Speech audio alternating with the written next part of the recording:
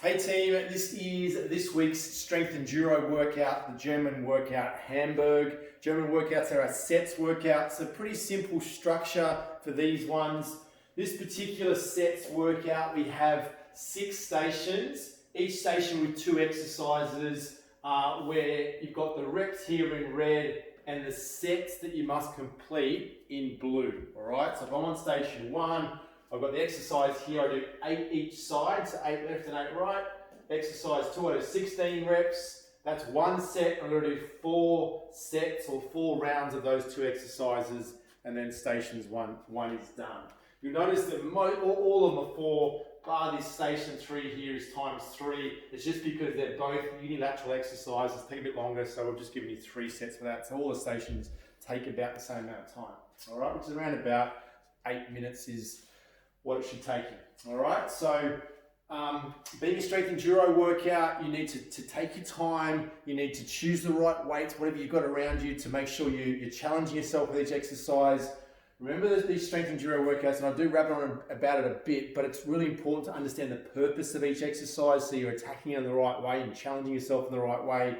And that is, with these strength enduro workouts, is we're trying to destabilize the body and then ask those stability muscles to work to stabilize the joint, to give the joint integrity so it's strong under a strength load. So we're getting both that strengthening, but a really functional strengthening, because in real life, I'm not standing around doing leg presses or pec decks. We're moving, we're balancing as we need to do our strength. So that's why these workouts are so fantastic in ensuring that you are moving better, but also avoiding injuries. And it's a perfect complement to your other strength training and also your cardio. All right, so as I said, reps are there, sets are there, exercises are there. Just work your way through, take your time and do it really well, and you'll get the most out of it. All right, let's go through the first one, and obviously depending on what weights you've got, but the first one is a ground press. So whether you've got a dumbbell, a kettlebell, or the kind of relatively heavy free weight, we're doing a bench press on the ground. So I get down to a comfy position here, and from there, what I'm doing, usually for a press, I want my elbow quite tight. For these, I want to go a little bit wider because I've got the support of the ground. And from here, I drive up into a bench press or a chest press. I slowly come down, make light contact with the ground, and then rest there for a second. So it deloads the weight for a second, and then I've got to re-engage those pec and tricep muscles to go from the ground, control down nice and slow, elbow stays wide, rest on the ground for a second, drive it back up again. All right, so I do 8 on the left-hand side and then 8 on the right-hand side. Then we go to if you don't have a weight that's heavy enough, you could do push-ups instead, and you could do, say, 16 push-ups would be your alternate there. Now next one says a straight leg deadlift. So generally with a deadlift, we sort of deload the legs a little bit. We're still working the hamstrings and the glutes, but we allow ourselves to bend the knees to get a little bit lower. For this one today, we want to keep the knees pretty much straight, okay? So by doing that, for most of you won't be able to get to the ground, that's fine. But I just want to go to full extension of my hamstrings. So I keep my chest open, I want my back straight, as I always do on my deadlifts. But now what I want to do is just go down until my hamstrings get to full load or full length, and then come up and squeeze my butt. Chest up, eyes up, feel that stretch through the hamstring. If I go any lower than that, my back's going to start to hunch because the hamstrings have reached their full length. So just go to that full length and then come up, control, slow down, full length, pause, come back up again like so. So 16 reps of that, holding the weight with both hands. All right, the next one is our side jump to balance. So great glute medius, hips to stabilize the exercise. I've started on it's almost like a skiing exercise. Start here, jump across, hold 1, 2. Jump across, hold 1, 2. Jump across, hold. So it's that lateral jump, and then control it. I don't want to kind of get here and do that. It's not a cardio movement.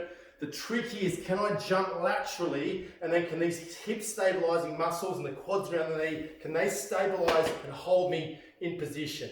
So I get across and I want to stick the landing and have that hip finish over the ankle, stick the landing, hold, stick the landing and hold. Once again, really fantastic for those glute exercise, lateral glute muscles. Then we've got our bird dog rows, one of my favorite exercises. Once again, it's working our really important posterior shoulder muscles, but at the same time, it's working on the stability of the shoulder, and the core as well. So I'm going to place my left knee down and my right hand down on the bench, opposite sides to get my stability. And then from there, I'm going to perform a row, all right? So lots of stability required here, so I don't fall off over the bench. So I've got to use my obliques, use my hip muscles to control it as I add that row in. So the obliques through here are working really, really hard. Then I'm going to take the weight around the other side, support myself here, and once again, do my rows on the other side. So that's the bird dog row. Don't have to go super heavy for that, but obviously, if you're pretty familiar with the exercise, you've done it a fair bit, then load it up. All right, the next one is an eccentric lunge. So eccentric is whenever I do an exercise, we have, so when you see eccentric, it means the lengthening phase of an exercise. So you look at my bicep, for example, on the weight, as I go into elbow extension, the muscle's lengthening, so that's the eccentric phase. It comes back and it shortens, that's the concentric phase. So what it means with an eccentric decline lunge, we're focused on the lengthening of the glute, and particularly the glute in this one, all right? So what's gonna happen is, I can have a weight if I need to, and then from there, we're just gonna do a super slow down phase, drive up. Super slow down phase, maybe 4 or 5 seconds, and drive it up. We're gonna do 8 each side there. So good idea to have a weight for that if you're pretty comfortable with decline lunges, but yeah, extra slow down phase.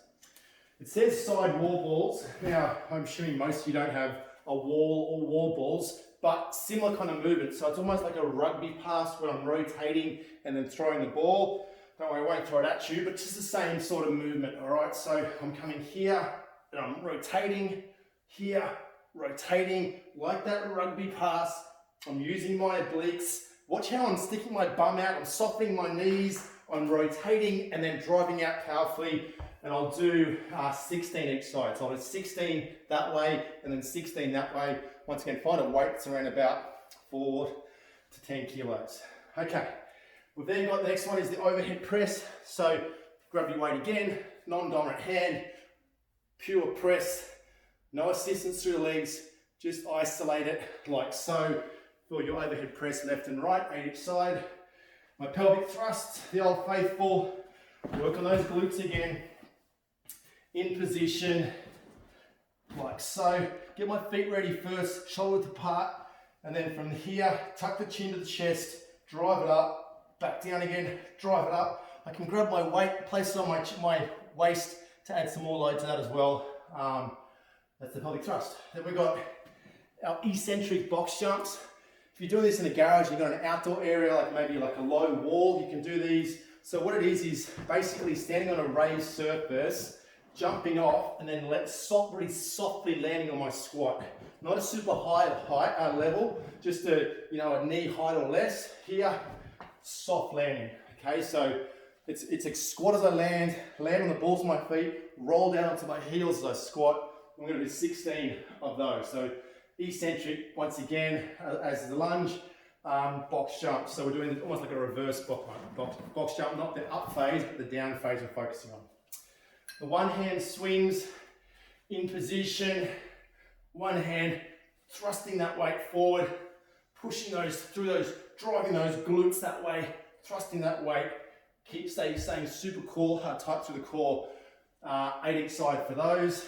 And then station number 6, our last station, we've got stationary lunge holds, 16 each, which is 16 seconds. So what I'm going to do, go down, good quality lunge, knee a fraction off the ground. I'm going to hold that for 16 seconds, slow count, 1, 2, 3. We're really going to burn. Stay nice and low, hold all the way through for those 16 seconds on both legs. And then my wipers, like so, all the way to the ground. Drive the right shoulder down as I go down, coming back, other side. So alternating sides for 16 dominating through those obliques, controlling the down phase, and your feet never come apart. They must stay together to ensure the obliques dominate. All right, team, that is your Hamburg workout.